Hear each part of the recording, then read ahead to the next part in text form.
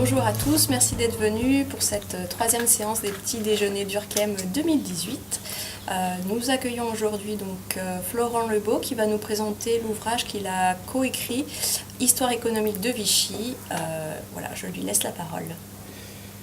Merci Nathalie. Oui, donc c'est un ouvrage Histoire économique de Vichy, l'État, les hommes et les entreprises que j'ai coécrit avec Fabrice Grenard et Cédric Perrin et qui a été publié aux éditions Perrin l'année dernière, en fin d'année, en 2017. Bien. Alors, en fait, c'est un ouvrage de synthèse et c'est un ouvrage qui nous tenait à cœur parce que on a participé pendant une dizaine d'années, tous les trois, aux travaux d'un groupe de recherche du CNRS sur les entreprises françaises sous l'occupation. Entre 2002 et 2009, toute une série de colloques ont eu lieu, qui ont donné lieu à une dizaine de publications, aussi bien sur les archives des entreprises sous l'occupation, sur l'économie dirigée sous l'occupation, sur différents secteurs, l'énergie, les transports, la culture, les biens de consommation, et également sur des angles d'approche spécifiques, que ce soit le travail sous l'occupation, la zone non occupée, les entreprises de l'outre-mer, l'épuration économique et également la période de l'occupation et en perspective de moyenne durée sur ses suites sur le second XXe siècle. Donc ce GDR des entreprises sous l'occupation française venait combler des lacunes très importantes dans le domaine de l'histoire de l'occupation. Une histoire qui, a d'abord été une histoire, pendant longtemps, une histoire politique, marquée dans les années 70 par l'ouvrage de Robert Paxton, de l'américain Robert Paxton, publié en 72 et en France en 73, La France de Vichy, qui a marqué une étape importante dans la prise en compte du rôle de Vichy dans la collaboration d'État, dans le choix de la collaboration d'État.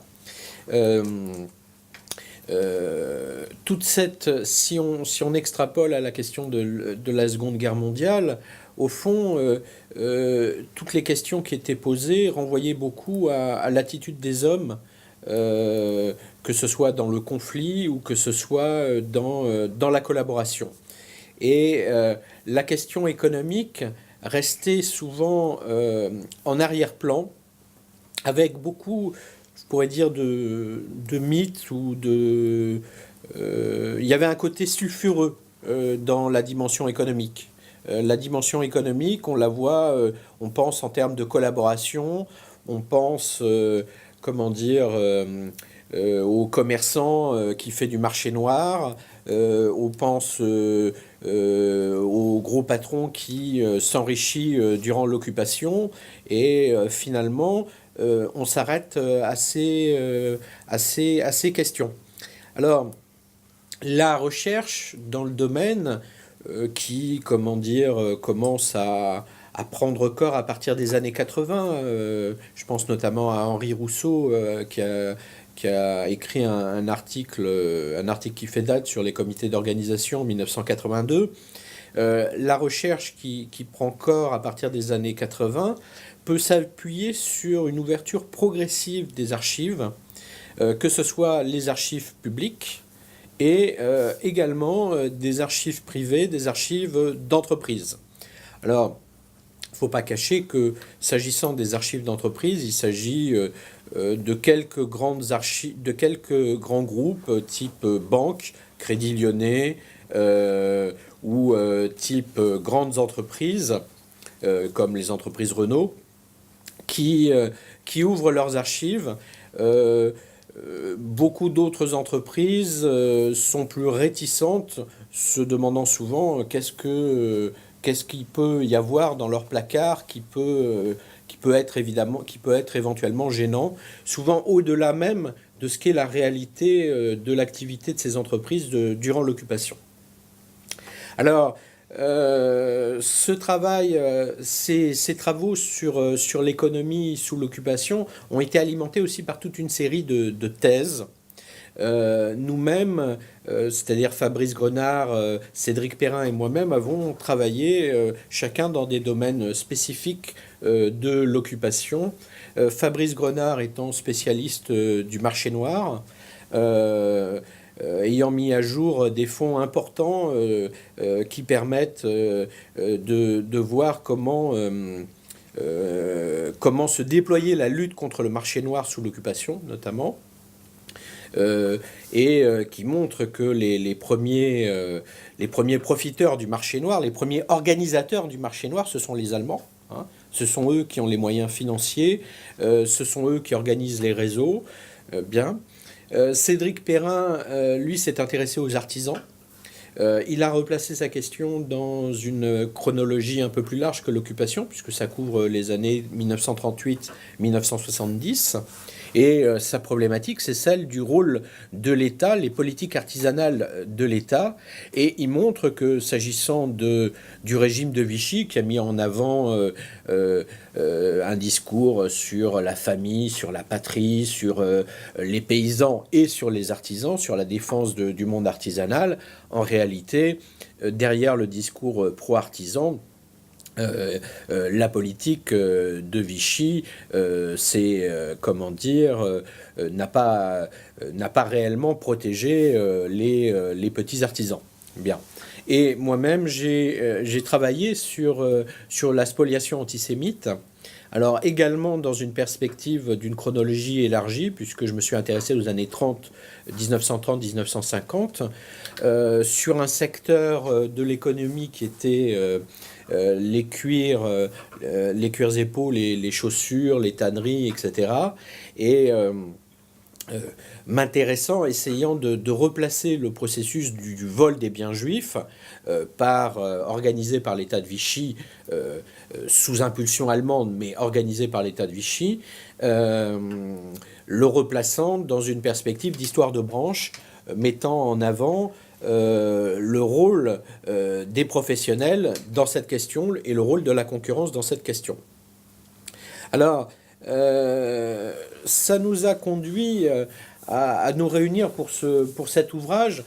Cet ouvrage, c'est un peu le livre qu'on souhaitait lire reprenant les résultats de tous ces travaux d'une trentaine d'années, au fond, de recherche, trentaine d'années de recherche autour d'articles, de thèses, de colloques. Il y a eu des colloques même avant le groupe de recherche sur les entreprises sous l'occupation, de thèses, des thèses encore récentes, celle de Sébastien Durand sur les entreprises de la Gironde occupée, 1940-1944, avec donc un ouvrage qui couvre différents enjeux. Ça peut être la question de la place de la collaboration économique dans la collaboration d'État. Est-ce que l'économie a été une monnaie d'échange à l'endroit vis-à-vis des Allemands? Sur la question de la collaboration économique, il y a cette question de la spoliation des biens juifs. Est-ce que les Allemands ont mis la main sur des entreprises juives? Il y a les enjeux de la vie quotidienne des Français également, puisque ces questions économiques, ça touche au ravitaillement, ça touche aux circuits commerciaux. Donc il y a ces enjeux-là. Il y a l'enjeu de replacer la période dans une perspective plus longue, qui soit pas seulement celle de la rupture.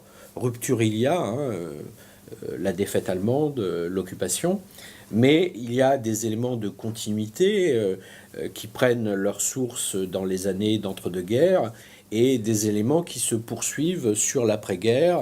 Les effets de la période de Vichy ne s'arrêtent pas à 1944. On peut faire référence là à une thèse qui a été marquante également dans la mutation sur le regard sur la période de Vichy. C'est la thèse de Michel Marguerat sur l'État, les finances et l'économie, histoire d'une conversion 1932-1952. De ce point de vue-là, sur la question de la remise en perspective de la période de l'occupation, il y a évidemment la question aussi de l'épuration. J'en dirai quelques mots sur la dimension multiforme de cette épuration économique. Épuration économique, au fond, tous ces enjeux nous renvoient à l'idée qu'il faut, et c'est un des grands apports de la recherche de ces dernières années, qu'il faut faire varier à la fois les échelles de temps, je l'ai dit, et les échelles spatiales qui nous permettent de mieux comprendre les réalités de la période dans un moment où, comme on a intitulé le chapitre 7 du livre, la France est en morceaux. France en morceaux parce qu'elle est compartimentée par différentes zones, parce que les transports sont difficiles, parce que les échanges sont difficiles. Et donc, les circuits économiques sont remis en cause dans leur importance. Et puis, pour terminer, je l'ai évoqué, il s'agit aussi de sortir de la dimension sulfureuse du sujet. Certains ouvrages, disons, de plus ou moins grande diffusion, régulièrement sont publiés sur la collaboration économique, sur le rôle du patronat, qui aurait été à l'origine même de la défaite française, qui aurait été globalement des traîtres à la nation, ces livres qui s'appuient parfois sur une documentation importante, ont tendance à biaiser l'approche en ayant une perspective un petit peu prédéterminée idéologiquement. Bien. Donc il s'agit de sortir de cette dimension d'une économie de l'occupation par les dossiers troubles, par les scandales. Bien.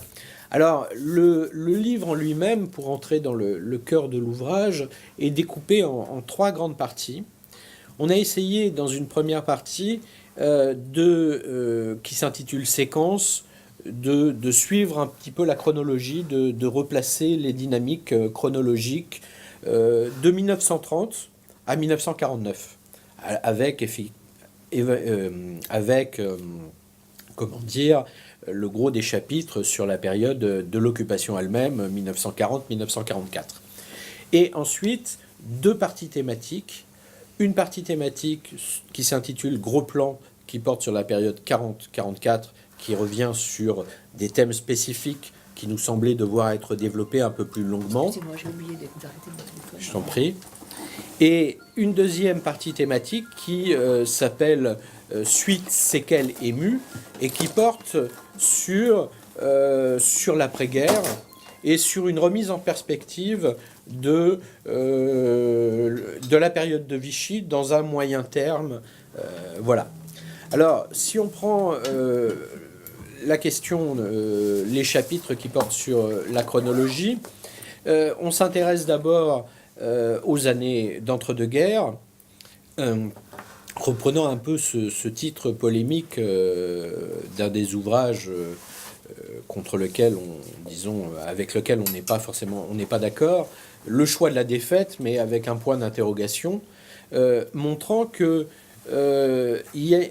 contrairement à ce qu'on peut écrire, il n'y a pas une volonté d'un certain patronat de livrer la France à l'Allemagne par un choix de défaitisme.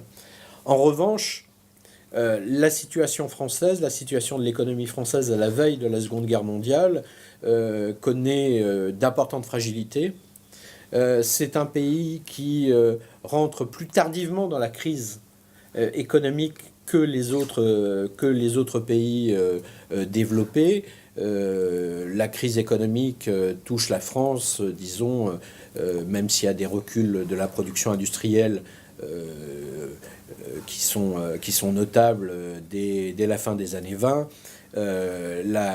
L'entrée dans la crise de la France se fait à la fin de l'année 1931, début de l'année 1932. Et d'ailleurs, cela donne l'impression aux dirigeants français que la France est prémunie contre les difficultés liées à la crise. En 1931, l'homme de l'année du magazine Times, c'est Pierre Laval. Pierre Laval, parce que il apparaît comme le dirigeant d'une puissance solide, qui a des atouts importants. Bien, donc c'est un peu une ironie de l'histoire quand on sait ce que devient Pierre Laval sous l'occupation avec le gouvernement de Vichy. Simplement, la France, elle est touchée plus tardivement par la crise économique, mais elle va l'être plus durablement, avec une économie finalement qui est encore dans lequel dominent encore les PME, beaucoup de secteurs avec des petites et moyennes entreprises. Moi, j'ai étudié le secteur des cuirs et peaux. Vous avez,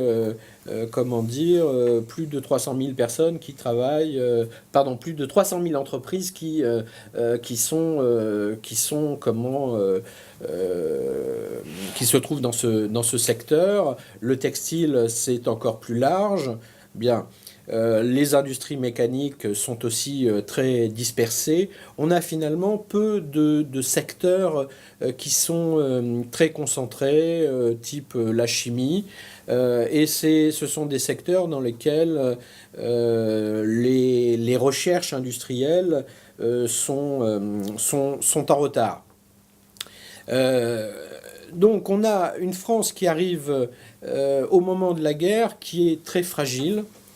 Alors, juste un mot sur ce qui s'est dit sous Vichy, c'est-à-dire la mise en cause du Front populaire comme responsable de la défaite. Le Front populaire qui, par sa politique, aurait été responsable, notamment par la loi des 40 heures, aurait été responsable de la mauvaise préparation de la France face à la guerre. Ça a été montré par Robert Frank en 1982 dans sa thèse sur le réarmement de la France. Il a montré que c'est en fait le Front populaire qui a, dès l'automne 1936, lancé un programme de réarmement de la France, tandis que les gouvernements précédents, y compris ceux auxquels participaient Laval et Pétain, avaient réduit les dépenses militaires. Ce que nous montrons dans cette partie, c'est qu'au fond, on a une France qui est très déchirée politiquement. C'est assez connu, cette dimension-là, avec un fort mouvement pacifiste, des divisions autour du Front populaire, des divisions politiques, une droite française qui, vit très mal le gouvernement de Front populaire. Donc on a plus une dimension d'impréparation et de difficultés structurelles. Je pense notamment à un point important, c'est que on a du chômage, on a une montée du chômage importante, et en même temps, on a des secteurs entiers qui manquent de bras. Dans les industries d'armement, on manque de bras parce qu'on n'a pas la main-d'œuvre qualifiée pour occuper les emplois. Donc on a une inadéquation de la formation professionnelle dans lequel, il faut bien dire, les entreprises ont leur responsabilité puisque ils souhaiteraient se décharger de cette question sur l'État. Bien. Alors, mai 40 intervient. Il y a un sentiment d'hébétement, un sentiment, c'est un coup de tonnerre pour les Français. Et le premier élément qu'il faut situer, c'est que l'occupation va se faire d'abord sous le régime du pillage par les Allemands. Le premier élément, pendant les premières semaines de l'occupation, les Allemands se livrent à des réquisitions, à du pillage. il trouve dans les services de l'intendance de l'armée toute une série d'équipements qui étaient prêts à l'emploi par l'armée. L'armée française s'était préparée à une longue guerre. Les travaux récents de ce point de vue de l'historiographie montrent que,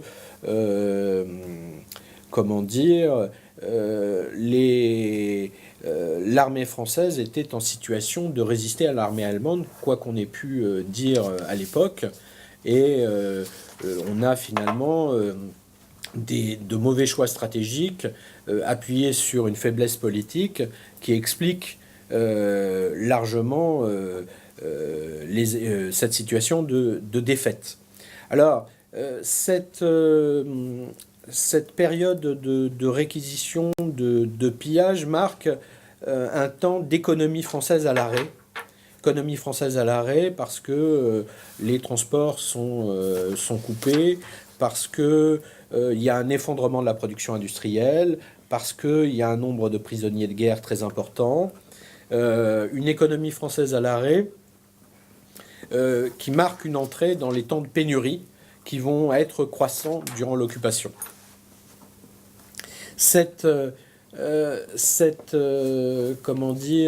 économie française à l'arrêt, Vichy va vouloir la relancer sur un mode dirigiste, mettant en place tout un appareil administratif d'organisation de l'économie française à travers ce qui s'est appelé dans la loi du 16 août 1940 les comités d'organisation, et puis par-dessus ces comités d'organisation des offices centraux de répartition des produits industriels.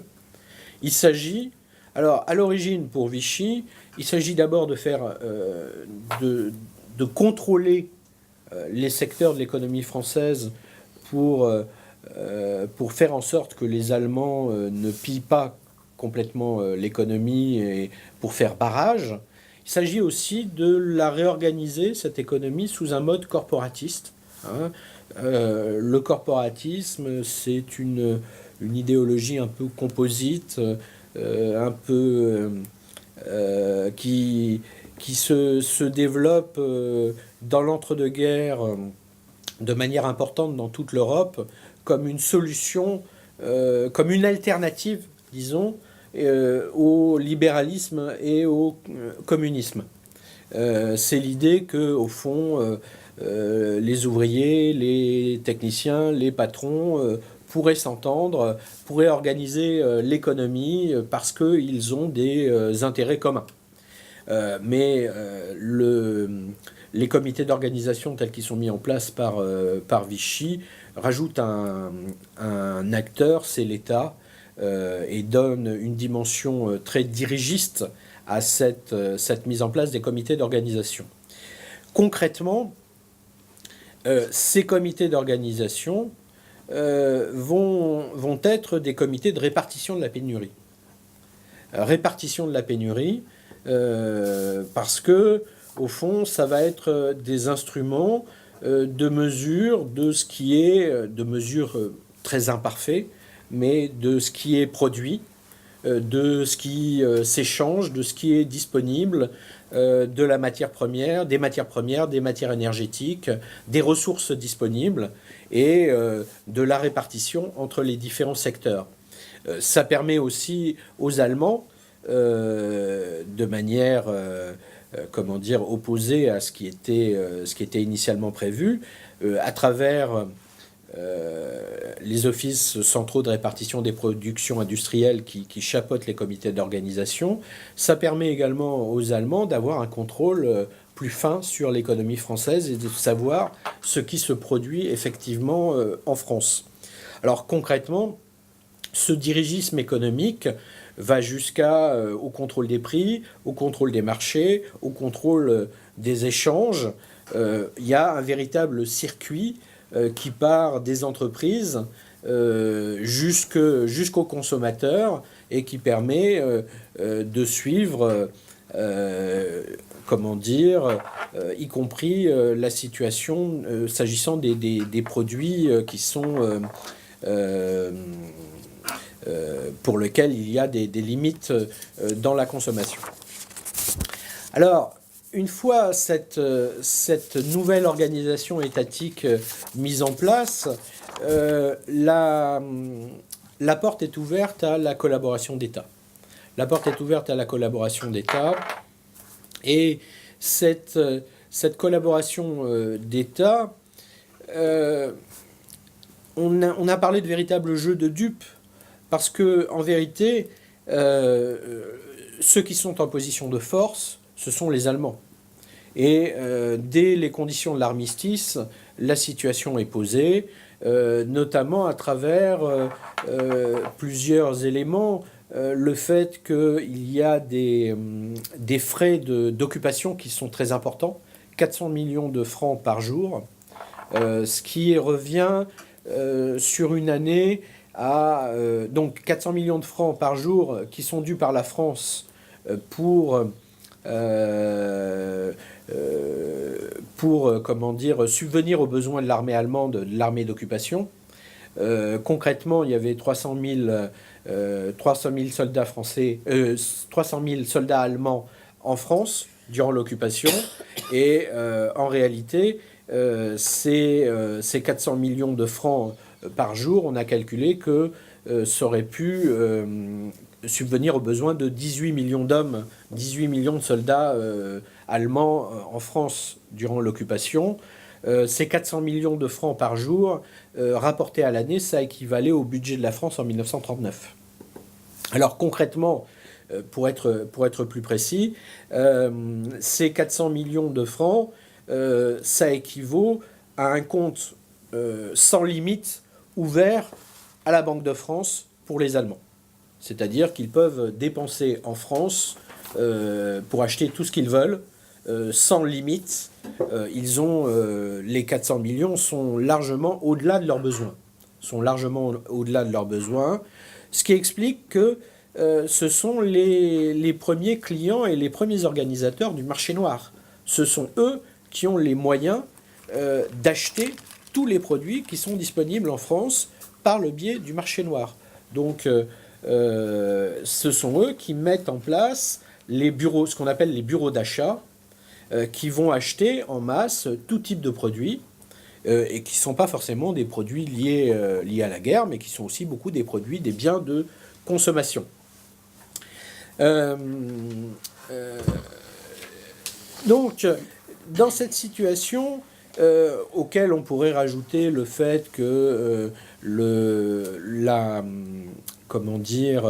taux de change est largement favorable au Reichsmark, il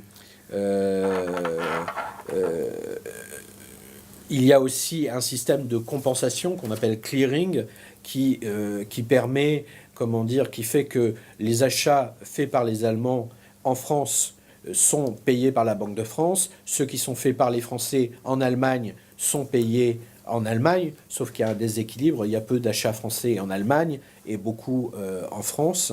Donc ce système aussi renforce toute la dimension de mainmise allemande sur l'économie française.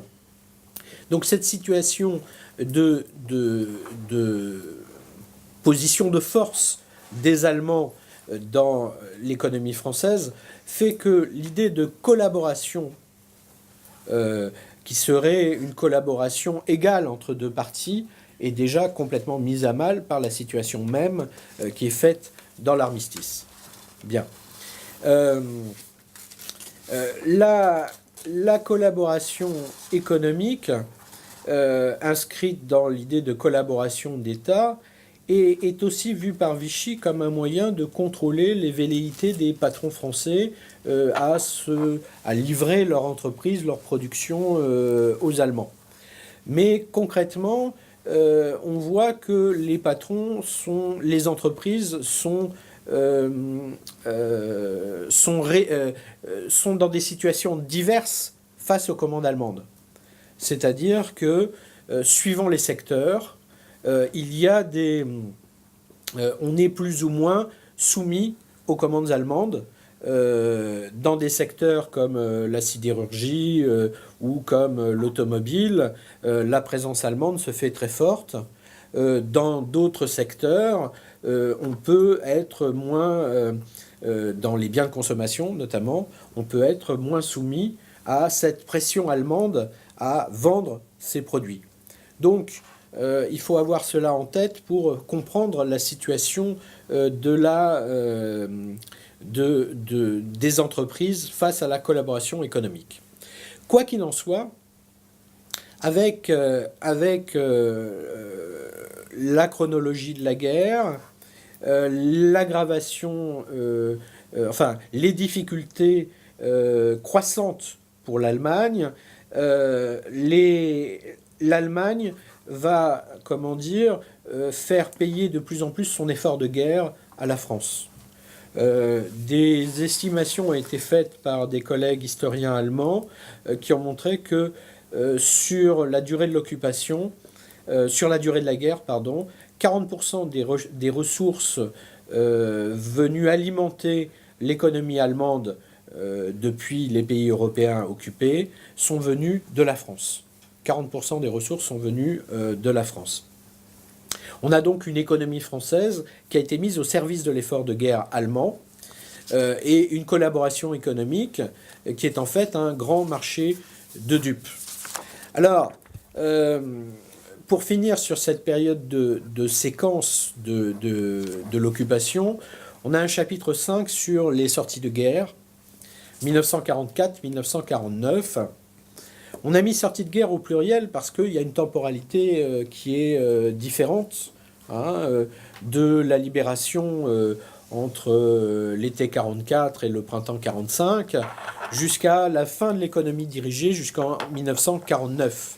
C'est-à-dire qu'il faut attendre 1949 pour que le système de contrôle de l'économie et les organismes de répartition de la production industrielle disparaissent complètement. Ça s'est fait progressivement entre 1946 et 1949, mais on a jusqu'en 1949 un certain nombre de secteurs, de biens de consommation qui sont contrôlés. Et donc le retour au marché libre se fait progressivement.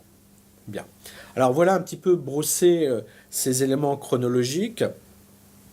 On a voulu ensuite, dans une seconde partie, reprendre une série de thématiques.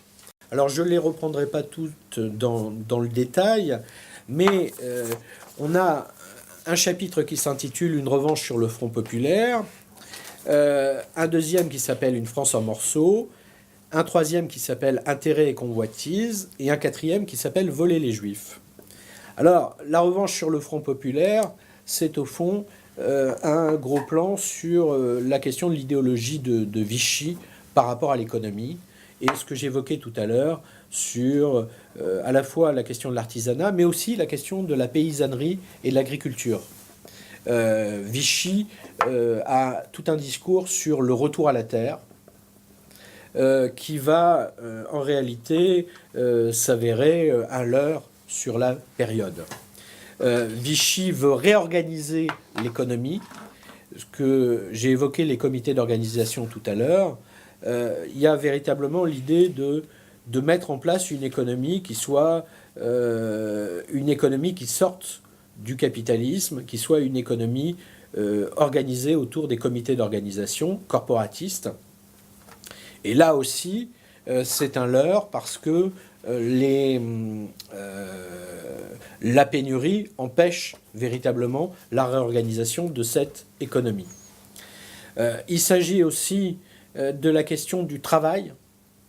Et là, on évoque cette question du départ des Français en Allemagne pour travailler. Les travaux les plus récents, je pense à Raphaël Spina, qui a soutenu une thèse à l'école normale supérieure Paris-Saclay avec Olivier Vievorka sur le STO en 2012, livre paru en 2017, mais qui montre qu'il faut revenir sur une chronologie un peu plus longue de ce départ des Français en Allemagne. Il y a d'abord l'idée de la relève, mais on voit encore ce déséquilibre franco-allemand, puisque c'est l'échange d'un prisonnier de guerre français contre 3 travailleurs français partant en Allemagne. Et comme cette politique ne donne pas satisfaction aux Allemands, il n'y a pas suffisamment de Français qui partent en Allemagne, à partir de l'automne 1942, c'est la mise en place du service du travail obligatoire, qui va se faire d'abord par secteur d'activité, puis par classe d'âge. En juin 1942, on a 70 000 Français qui travaillent en Allemagne. En juin 1944, on en a 750 000. 750 000. On a également 250 000 réfractaires au travail en Allemagne, mais contrairement à ce qu'on a pu penser et pu dire pendant longtemps, parmi ces 250 000 réfractaires, il y en a, ce ne sont pas tous des Français qui vont gagner les maquis. On estime qu'il y a environ 40 000 Français parmi ces réfractaires qui ont gagné les maquis. Donc l'essentiel des réfractaires ne gagne pas la résistance. Sur cette question de la mise au travail, on peut souligner que au-delà des Français qui partent en Allemagne, il y a aussi, parce que les Allemands sont divisés sur l'opportunité d'envoyer les Français en Allemagne, à partir de 1943, il y a la mise en place d'entreprises protégées du prélèvement de main-d'œuvre, qui va conduire toute une série d'entreprises à recevoir des matières premières et énergétiques de manière favorisée pour travailler pour l'Allemagne. Donc on a toute une série d'éléments structurels qui conduisent, au-delà du choix des individus, au-delà de ce qu'on pourrait appeler la collaboration au sens individuel du terme, on a toute une série de situations, d'éléments structurels qui conduisent les entreprises françaises à livrer leur production à l'Allemagne. C'est d'autant plus notable, et c'est ce qu'on évoque dans le chapitre suivant, le chapitre 7 sur une France compartimentée, que la France, avec l'occupation, se retrouve dans une situation de morcellement administratif, de morcellement régional.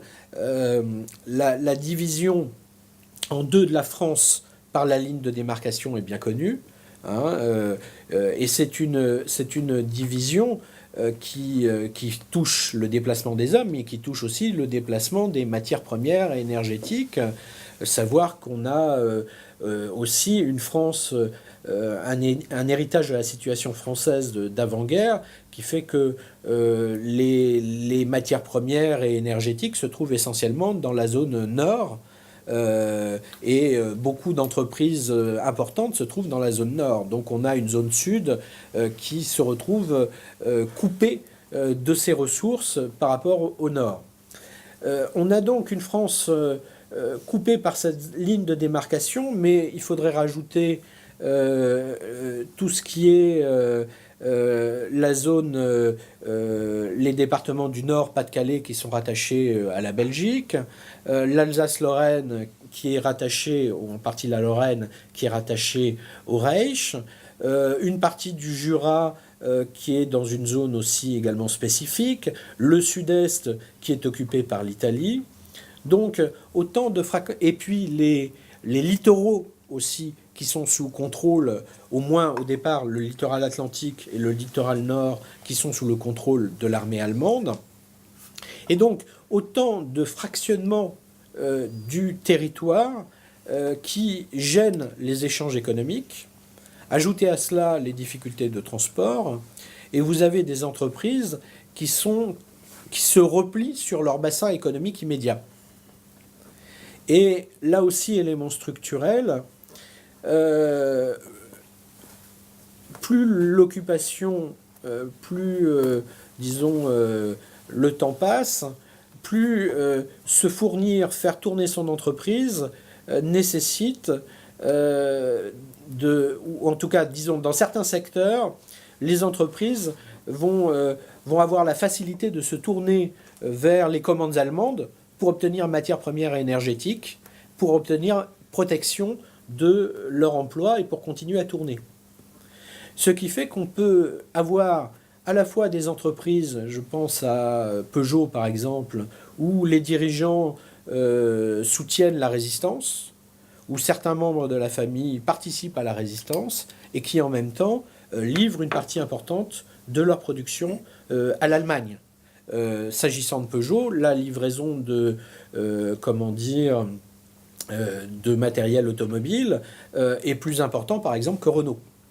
On peut revenir sur l'épuration ensuite sur cette question. Sur la question territoriale, on a évoqué également la question de la situation de l'Empire. Une des grandes avancées de l'historiographie, c'est aussi d'intégrer les territoires coloniaux à toutes ces problématiques.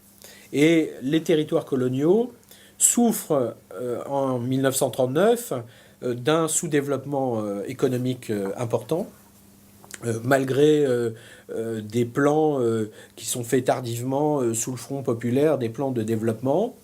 Et ils vont connaître, pour l'Afrique du Nord par exemple, il va y avoir un plan de développement, plan d'industrialisation de l'Afrique du Nord par Vichy, mais en réalité, ils vont se retrouver dans une situation où ils sont coupés de la métropole et ils subissent des contraintes différentes selon leur situation. Certains sont occupés par les Italiens, par les Allemands, par les Japonais, je pense à l'Indochine par exemple. Et donc, à la situation de développement économique, de sous-développement économique, va se rajouter le fait qu'ils vont être coupés de la métropole.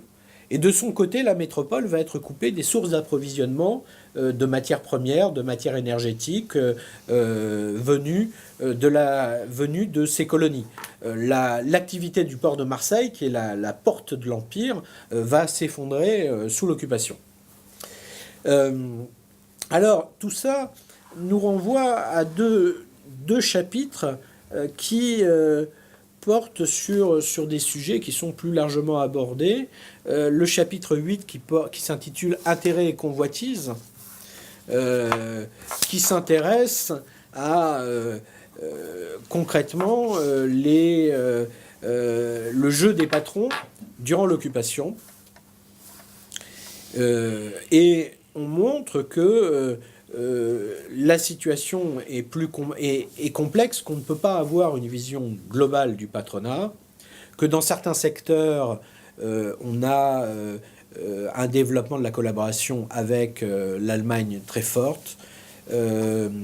C'est notamment le BTP, hein, avec tout ce qui est le développement du mur de l'Atlantique, avec l'émergence de ce qu'on a appelé des entreprises champignons, c'est-à-dire des entreprises qui n'existaient pas avant l'occupation et qui se créent pour répondre à la demande allemande.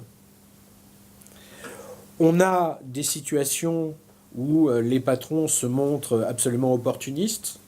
J'ai pu étudier le cas d'un patron important dans le domaine de la chaussure, dont l'entreprise était en difficulté avec la crise des années 30 et qui, j'allais dire, se refait la cerise avec l'occupation en mettant ses usines, en ouvrant de nouvelles usines au service de l'effort de guerre allemand, hein, notamment livrant des chaussures pour la Kriegsmarine, pour la marine allemande. Donc on a véritablement des situations, des jeux variés du patronat français entre les choix qui sont faits par les individus de répondre, d'aller au-devant des commandes allemandes et les contraintes qui se posent au secteur. Dans le chapitre suivant, on évoque la question de l'arianisation économique, de la spoliation des biens juifs. C'est une historiographie qui s'est développée avec le milieu des années 90. qui a été posée sur la question de la restitution des biens juifs.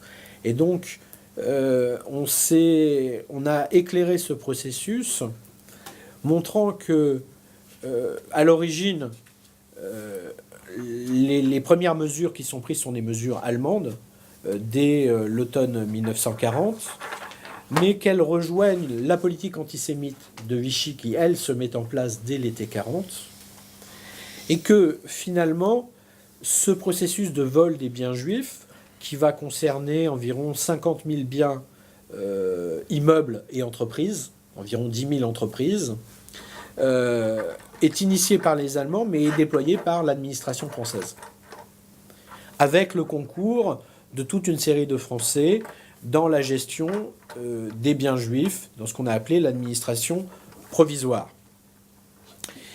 Ce concours des Français se fait notamment par le rôle qui est joué par les professions, par les concurrents, qui voient dans certains secteurs un moyen d'éliminer la concurrence en vendant les biens, mais plus souvent en les liquidant, c'est-à-dire en faisant cesser l'activité de ces entreprises. On a l'image qui a été véhiculée par Vichy de ce stéréotype de la richesse juive, hein, et donc c'est au nom de la mainmise des juifs, entre guillemets, sur l'économie française, que ce vol des biens juifs est légitimé. Or, concrètement, même si de toute manière moralement c'est inadmissible, y compris si on parle de grosses entreprises, il y en a eu, je pense moi dans mon domaine, les chaussures André par exemple, l'éditeur Nathan, d'autres entreprises importantes, mais l'essentiel des entreprises qui sont volées, ce sont des petites entreprises. L'essentiel des activités qui sont touchées, qui sont frappées par cette spoliation des biens juifs, ce sont de petits boutiquiers, de petits commerçants, des marchands forains, des gens qui, vivaient de leur activité et donc n'avaient souvent pas de salariés, avaient des locaux très réduits, etc. Alors, cette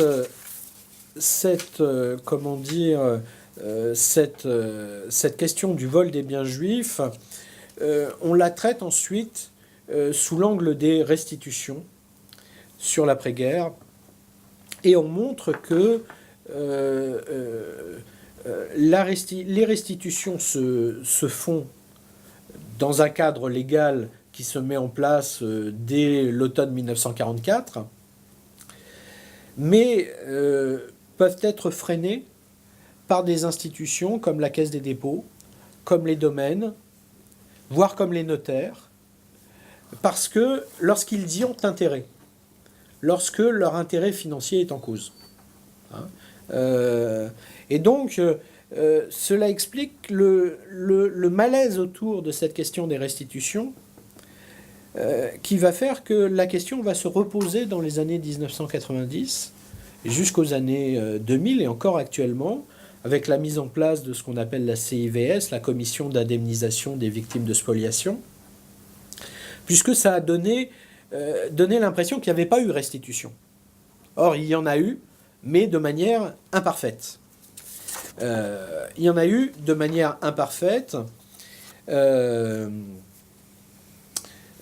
Et au fond, ce qui est en jeu, c'est l'impossibilité de réparer les situations économiques liées à cette spoliation. Pour faire le lien avec un autre chapitre, celui de l'épuration, il y a dans l'épuration économique tout un processus qui s'appelle la confiscation des profits illicites. Il s'agit de mesurer durant ce que les entreprises ont pu faire comme affaire avec les Allemands, la part de leur chiffre d'affaires avec les Allemands, et s'ils l'ont fait par choix ou sous contrainte. S'ils l'ont fait sous contrainte, on confisque les profits. s'ils ont été au-devant des commandes allemandes, il y a une amende qui est rajoutée à cette confiscation. Il se trouve que les entreprises juives spoliées certaines ont pu continuer leur activité sous l'occupation. Et certaines ont pu, sans leurs propriétaires juifs, faire des affaires avec les Allemands. Et donc, après la guerre, elles sont soumises de la même manière aux confiscations de profits illicites. Et toute la question va être de savoir qui doit payer ces profits illicites. Est-ce que ce sont les propriétaires réintégrés ou est-ce que ce sont les spoliateurs? Et donc ces enjeux vont courir dans des procès qui vont aller jusqu'aux années 1960. Cette question de l'épuration, dans l'économie, elle va courir très tardivement. Elle est multiforme. Il y a une épuration qui se fait par voie judiciaire pour ce qui est des cas les plus voyants, très rapidement. Mais il y a toute une série d'épurations qui se font dans le domaine professionnel et qui se font par les pairs et qui se font par la voie fiscale, celle des profits illicites. Donc, l'épuration économique, c'est une épuration de grande ampleur, mais qui souvent a une faible portée pour deux raisons majeures. D'une part, parce qu'il fallait reconstruire l'économie française, et donc on ne pouvait pas, se passer aussi facilement que cela des entreprises. Et d'autre part, parce qu'il était difficile de rétablir les comptes, de faire le bilan de ce qui avait pu être effectué durant l'occupation, de mesurer ce qui avait pu être le choix des individus et ce qui avait été les contraintes. Les individus les plus exposés, notamment à travers la collaboration politique, ceux qui ont pu s'affirmer comme des gens souhaitant la victoire de l'Allemagne, étaient plus faciles à repérer que ceux qui avaient fait leurs affaires dans les arrière-boutiques. Et donc, il pouvait être difficile de rétablir les comptes. Donc, ça a donné ce sentiment un petit peu... à l'époque, on disait finalement l'épuration, elle a touché que des lampistes. L'impression que l'épuration ne touche que les petits et que les gros ont échappé. Alors,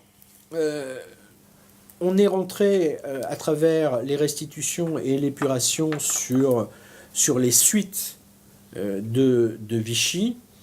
Et la période de Vichy, pas forcément le gouvernement de Vichy, mais la période de Vichy va laisser des traces dans l'après-guerre. Toute une série d'innovations qui sont prises durant cette période vont marquer durablement les années qui vont suivre. C'est la gouvernance des entreprises. C'est sous Vichy qu'est créée la fonction de président-directeur général, de PDG. C'est sous Vichy également que les normes en matière de comptabilité sont fixées, ou sont imposées, disons. Le droit des sociétés évolue. On assiste à une évolution du progrès de l'information économique, notamment avec la première organisation de la collecte statistique, qui donnera lieu à la création de l'INSEE en 1946, l'obligation de l'affichage des prix. C'est aussi la création du comité social d'entreprise en 1941, qui deviendra le comité d'entreprise en 1945. C'est aussi la réorganisation de l'enseignement professionnel et de l'apprentissage qui marquera durablement les années d'après-guerre et les 30 Glorieuses. Donc on a, avec la période de Vichy, toute une série d'innovations qui parfois trouvent des premières racines dans l'avant-guerre, et qui vont marquer durablement l'organisation de l'économie française. Au fond, et pour terminer, le dernier chapitre remet en perspective cette période de Vichy dans dans une période plus longue, celle des années 20-1950, pour essayer de tirer quelques fils de continuité, de grande continuité. Avec Vichy, on est frappé de voir l'importance jouée par la technocratie d'une économie qui est dirigée et donc qui donne lieu au développement de tout un appareil de contrôle de l'industrie, de l'économie, avec toute une série de technocrates. Une des figures majeures de la période, c'est quelqu'un qui s'appelle Jean Bichelonne, et qui va occuper des fonctions au ministère de la production industrielle, au ministère de l'Industrie, qui est créé par Vichy, durant toute l'occupation, jusqu'à être le ministre de la production industrielle. Et on voit, au fond, cette technocratie monter dans l'appareil d'État des années 20 jusqu'aux années 1950. Voilà. Ensuite, deuxième fil que l'on tire, c'est la question de l'européisme. Un livre d'un historien et politologue qui s'appelle Antonin Cohen a parlé des racines européennes, des racines de Vichy, des racines de l'Europe à Vichy. Mais je pense qu'on peut parler des racines de l'Europe avant-guerre, avec une continuité dans certaines élites françaises qui ont un projet européiste et qui, sous l'occupation, voient finalement la collaboration franco-allemande comme la réalisation de ce projet européiste. Troisième ligne que l'on tire, c'est la question des standards économiques et sociaux, avec une rationalisation de la production industrielle, l'émergence du travail à la chaîne, l'émergence des calculs de productivité, et puis également la question du welfare state, qui est cette fois-ci dans la réflexion dans les milieux résistants, dans les pays occidentaux, dans les institutions, dans la charte de l'Atlantique, et donc dès 1941, et qui vont trouver à se réaliser avec le programme du CNR et la mise en place de l'État social après la libération. Donc, pour conclure, on a voulu intituler ce livre, mais bon, l'éditeur n'était pas convaincu par ce choix. On avait pensé intituler ce livre « La faillite de la Maison France ». La faillite de la Maison France, parce que, au fond, à bien des égards, on a une période qui marque à la fois une faillite économique et une faillite politique de la France, qui se retrouve dans une situation où elle est pieds et poings liée avec l'Allemagne, où elle livre une part importante de sa production, où son économie s'est organisée d'une telle manière que, au fond, les choix qui sont ensuite pris sont assez contraints. Et plus la guerre avance, plus les difficultés de l'Allemagne se creusent, plus l'Allemagne prélève des biens de la production sur la France. Donc, je pense que, pour terminer, on a essayé d'éclairer la complexité. C'est pas facile d'évoquer tous ces éléments, de montrer un cadre complexe et de sortir d'une image, tout à fait blanc et noir de la situation. Des contraintes fortes se posaient. Les choix des individus ensuite sont complexes. Au fond, la question de la collaboration elle-même sur le plan politique a pu évoluer. On a pu au fond, remettre les choses dans leur juste mesure. Et au fond, l'idée pour nous, c'est de replacer Vichy dans une période un peu plus longue, période qui éclaire les évolutions de l'économie française sur le XXe siècle. Voilà, je vous remercie et voilà, je suis ouvert aux questions, si vous en avez. Elisabeth ? Oui. C'est difficile parce que j'ai à la fois, je donne la parole et d'habitude je donne la parole, alors c'est plus simple. Elisabeth. Bon, j'ai trouvé tout ça très très intéressant, mais je suis un peu, comment dire, très ignorante, pas historienne, etc. Mais en suivant ton propos, il y a quand même quelque chose que j'avais déjà compris, que c'est quand on a travaillé ensemble sur la formation professionnelle, l'apprentissage et les questions de l'histoire de cette école, justement. Oui. Tu avais déjà pointé sur cette idée de continuité qui donc organise votre synthèse, entre autres.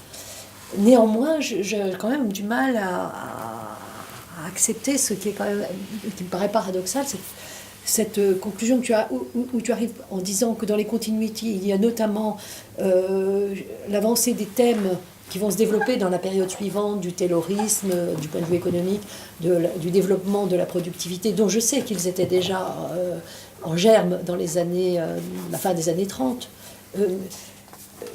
Mais mettre Vichy là, ça me semble un peu, comment dire, totalement en opposition avec l'idée que je me faisais de la politique économique de Vichy, basée sur un retour au corporatisme, l'attention aux petites entreprises, à l'artisanat, à la paysannerie.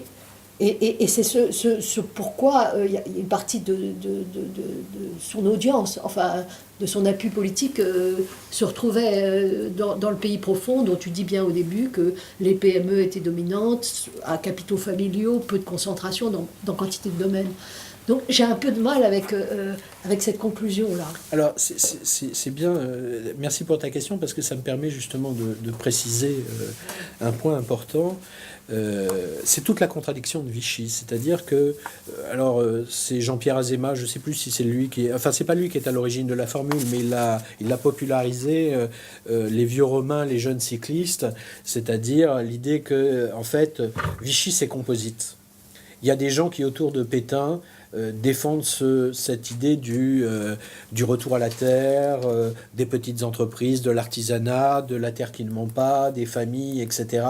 Donc un Vichy qui donne toute cette imagerie de révolution nationale. Je n'ai pas cité l'expression révolution nationale, idéologie s'opposant à l'idéologie de à la Révolution française, pardon, s'opposant à la Révolution française. Toutefois, face aux contraintes, c'est un autre groupe qui prend la main. Ce sont les jeunes cyclistes. C'est-à-dire que concrètement, quand il s'agit d'arbitrer entre plusieurs entreprises, c'est les entreprises concentrées, c'est les entreprises qui sont déjà rationalisées, qui sont favorisées. Elles sont favorisées parce que elles peuvent produire plus. Et donc, dans un moment où il y a des difficultés en termes de consommation, c'est ces entreprises-là qui offrent la meilleure productivité. Ce sont ces entreprises-là qu'on va favoriser pour les matières premières, qu'on va favoriser pour l'énergie, qu'on va favoriser pour la protection du personnel. Et donc, ce sont ces entreprises-là qui vont être concrètement favorisées. C'est-à-dire, derrière le discours de Vichy, un discours traditionnaliste, défendant une France éternelle, la réalité, c'est que des tendances qui sont en fait à l'œuvre depuis la Grande Guerre d'organisation de l'industrie française dans certains secteurs vont se poursuivre. Si on prend le cas que je maîtrise bien des spoliations antisémites, vous avez un groupe qui est le groupe André, qui produit en 1939 10% de la production de chaussures en France. Bien. Ce groupe est la propriété de deux propriétaires qui vont être qualifiés de juifs sous l'occupation, Et donc, l'entreprise passe sous administration provisoire. Les concurrents, depuis les années 30, qui sont essentiellement des moyennes entreprises et des petites entreprises, développent l'idée qu'il faut lutter contre ces trusts, qui seraient des trusts étrangers. Bien. Et sous l'occupation, un trust juif. Bien. Et donc, on peut penser qu'ils seraient en position de force, puisque l'entreprise est placée sous administration provisoire, et leur projet, c'est de liquider l'entreprise, ou en tout cas de se la partager, et d'en faire, de la diviser, d'en partager. Mais la réalité, c'est qu'en 1944, aucune solution n'est trouvée pour cette entreprise, et que dès 1943, on ne cherche même plus, parce que c'est une entreprise qui continue à produire énormément pour l'Allemagne, de biens de chaussures, et donc les Allemands, au fond, ne sont pas pressés, et le gouvernement de Vichy non plus, de voir cette entreprise être dépecée par les concurrents. Donc concrètement, c'est plutôt les petites qui ferment et les grandes qui restent. Donc il y a le discours et ce qui relève de la dynamique concrète des entreprises. Et au fond, dans cette dynamique, c'est ce qu'on évoque dans le dernier chapitre, dans cette dynamique de rationalisation de l'économie, Vichy constitue une continuité plus qu'une rupture. Même si les situations peuvent être, freinées, on a les petites entreprises finalement qui ne sont pas forcément viables continuent à exister parce qu'elles répondent à des besoins locaux, à des besoins immédiats. Dans un certain nombre de secteurs, donc les situations sont ralenties. Mais on ne peut pas véritablement parler de rupture avec Vichy qui aurait mené une politique justement réellement corporatiste. Encore une fois, l'idéologie corporatiste, c'est un discours, mais derrière, il y a toute la question de la répartition de la pénurie.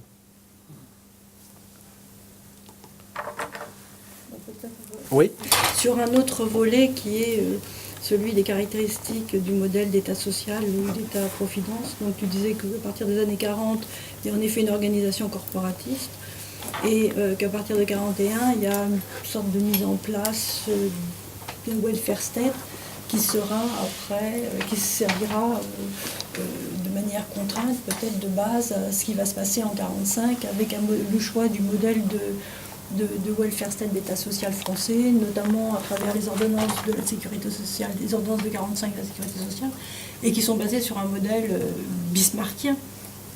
Donc par rapport au Royaume-Uni, c'était Beveridge, et que vous pouvez avoir le choix. Donc est-ce qu'il y a eu toutes ces contraintes, parce qu'aujourd'hui, dans les classifications, dans les comparaisons des modèles sociaux, des États sociaux, enfin des welfare state en Europe, nous, Français, on est toujours encore aujourd'hui qualifiés de conservateurs corporatistes. Donc c'est pour ça que je rebondis sur le terme de corporatiste. Et de ce modèle-là, est-ce que tu peux un peu m'éclairer ou est-ce que j'ai compris ce que tu as dit? Alors, comme on dit, sentier de dépendance ou de contraintes mises en place dans ces années 40-41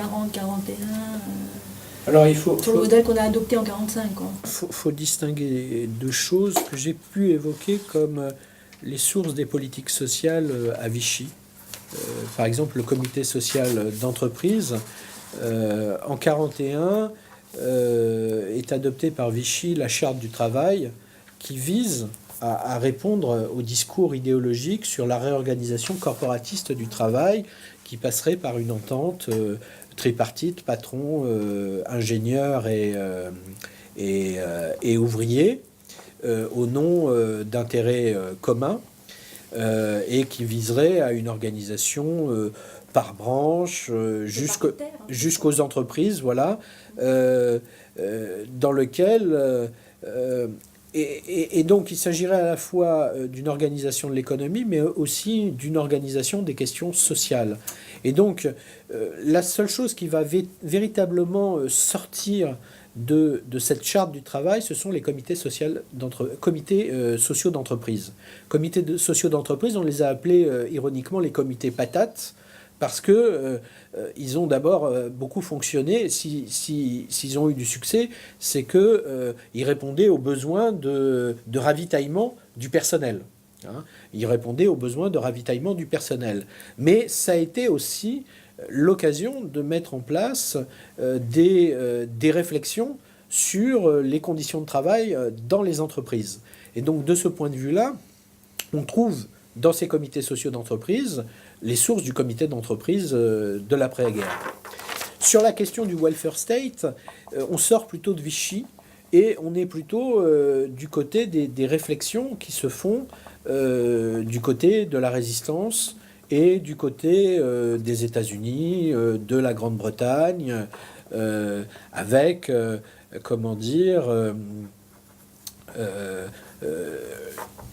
toute une série de réflexions qui vont poser les bases de ce qui va se faire dans l'après-guerre. Hein. Voilà.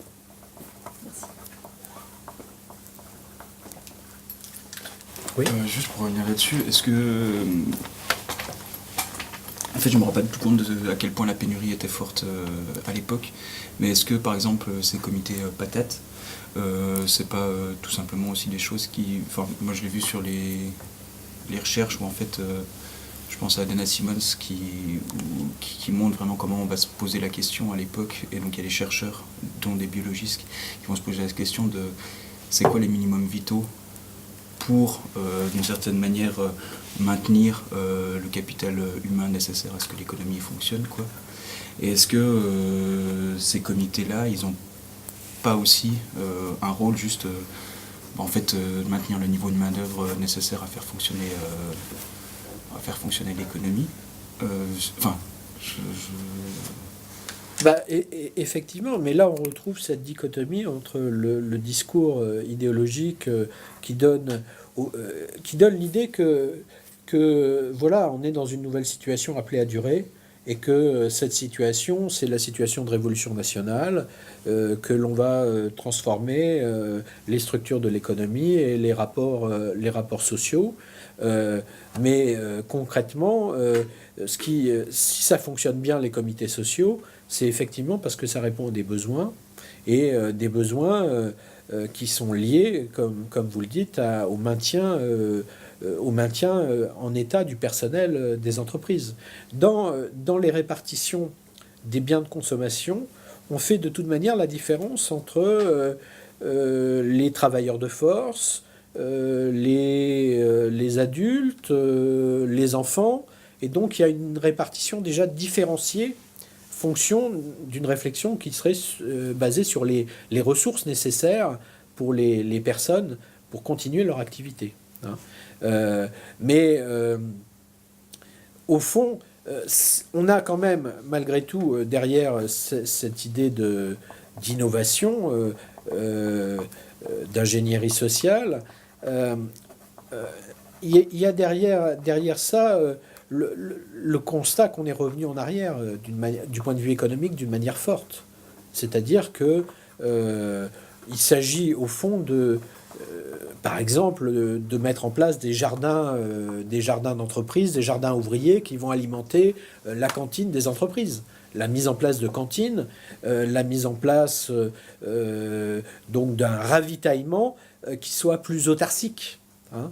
On a donc, au fond, je connais mal les réflexions que vous évoquez, mais je pense que ça... Les comités sociaux s'inscrivent plus prosaïquement dans le quotidien, c'est-à-dire répondre à un besoin immédiat. Hein. C'est marrant parce que ça montre encore la recentralisation que vous décriviez tout à l'heure sur le morcellement, oui. L'état des entreprises. Et là, en fait, même au niveau de l'entreprise, on fait en sorte de maintenir. Et ces travaux-là, en fait, c'est ceux de Pérou qui sont oui. Au sein de la Fondation Carrel. Et c'est Dana Simmons qui en parle dans... De François Pérou ? Oui, ouais. Mais François Pérou est un des idéologues du corporatisme, oui. Est un des penseurs du corporatisme. Il y a toute une littérature corporatiste. Carrel, dont vous parlez aussi. Oui. Ouais, mais en fait, ils sont... Carrel, il n'est pas trop... Enfin, c'est lui qui tient la fondation, mais en fait, il n'a pas de... La fondation est quand même bien séparée entre les différents centres. Et donc, et en fait, il décrit, en fait, il souhaite faire une typographie sociologique de la France. Et donc, c'est ça, en fait, il va déterminer les travailleurs de force, les adultes, les enfants, pour après, derrière, savoir quels sont leurs besoins. Alors, Et donc, ça répond... Enfin, sur ce point-là, de toute façon, il faut toujours se méfier par rapport à Vichy, parce que quand on voit dans les archives, on voit toujours des tas d'organigrammes, d'organisations, de présentation du fonctionnement de l'économie, des secteurs, des branches, etc. Mais en réalité, ça cache mal le fait ils sont contraints par la situation de prélèvements importants sur l'économie française, de livraison aux Allemands, de rationnement, de contraintes fortes qui portent sur l'économie française et qui fait qu'au fond, ces organigrammes présentant l'organisation de l'économie sont plus virtuels que réels. Et donc les projets qui sont affichés sont plus virtuels que réels. Là, il travaille vraiment sur la rationalisation, enfin le rationnement. Oui. Enfin, voilà, quoi. Et donc il y a la question génétique aussi qui rentre en jeu. Voilà. Mais enfin, Ouais, à mon souvenir, il y a des réflexions comme ça en Allemagne aussi. On est dans une perspective. Ah bah de toute façon après la question génétique. On est dans cette perspective-là. Si c'était juste sur ce compte ouvert à la Banque de France, ça se passe comment en fait? C'est de la création monétaire qui est C'est par les bons du Trésor. C'est-à-dire que ils font marcher la planche à billets. Comment dire, il y a une production de bons du Trésor importante et qui permet en fait de faire une politique du circuit, en fait, qui permet en fait les ressources sortent et re-rentrent pour les Allemands ont créé une monnaie d'occupation qui n'est valable que en France, qui ne peut pas être dépensée en Allemagne par les soldats allemands pour éviter l'inflation. Donc on a un circuit fermé, mais de ce circuit monétaire fermé, ce qui sort ensuite, c'est la production qui part en Allemagne. C'est les biens, la production industrielle, les biens de consommation qui, eux, partent en Allemagne. Donc c'est de ce bout-là que l'économie française fuit. Ok. Donc il y a deux monnaies qui sont en même temps, il y a le franc et il y a le Reichsmark qui s'impose en France. Ok. Et donc s'il permet d'éviter l'inflation, mais il y a toujours... Enfin, ça augmente la pénurie, quoi. Voilà, exactement. Ah putain, c'est intéressant, ça. Enfin... Non, mais enfin, les systèmes bimétalliques et tout ça, je sais pas, c'est... Et si moi, c'est juste une question vraiment... Est-ce qu'il y a un lien ou pas? C'est vraiment très naïf comme question, mais un lien entre le corporatisme et la technocratie. Parce que j'ai l'impression que c'est aussi défendu par les mêmes personnes. Mais... Il y a quelque chose... Dans le corporatisme, il faut voir, ça a été montré il y a très longtemps par Louis Baudin, il y a deux grandes tendances, deux grands courants. Un corporatisme d'association, qui associerait les milieux économiques, et les ouvriers, les syndicats, enfin, etc. Et un corporatisme étatique qui donnerait un pouvoir prééminent à l'État dans le corporatisme. Et de ce point de vue, les technocrates sont plutôt des soutiens au corporatisme étatique. Avec l'idée au fond que le parlementarisme et la démocratie ça fonctionne mal et qu'il faut laisser aux gens qui savent le fonctionnement, la gestion de l'économie. Et donc de ce point de vue, il y a une convergence de certains milieux technocratiques avec l'idée d'un corporatisme étatique dans lequel il pourrait s'épanouir pleinement. Et Jean Michelon représente une de ces dimensions importantes. Au fond, avec son homologue allemand, Albert Speer, il y a l'idée qu'on va réorganiser l'Europe de manière technocratique.